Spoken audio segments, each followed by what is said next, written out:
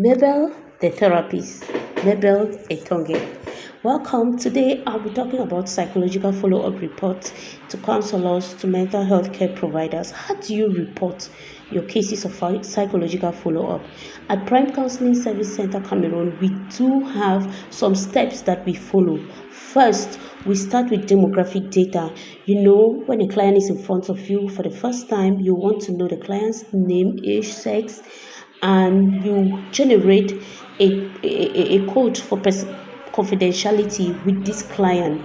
We have steps on how to do that. At this point, it's important you do the overall rating scale. The other day we spoke about it. You might still DM me for more details. And then this takes you to recording of the client's family history. It's important because it's going to inform the session.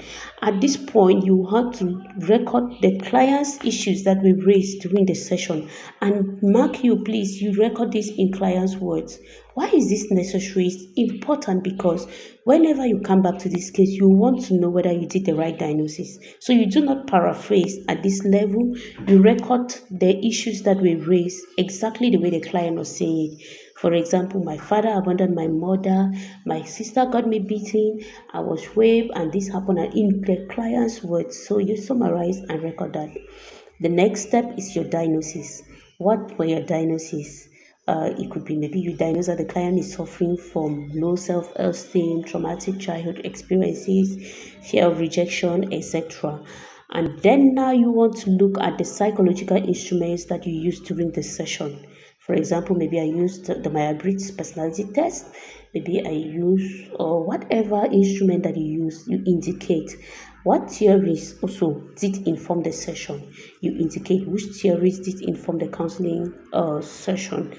And then the therapeutic techniques that you use. Perhaps use the empty chair technique by the Gestalt, maybe you use the psychoeducational techniques or guided imaginary journaling. What techniques did you use during the session? What therapeutic techniques? It's good to report it. This takes you to the therapeutic assignment you gave, and then the session rating scale. You end with the session rating scale to know whether your session was good. Let the client evaluate you. And then now we come to the date of next appointment. You see, if you need counseling, if you need mentorship, you need training, please get to Prime Counseling. Thank you.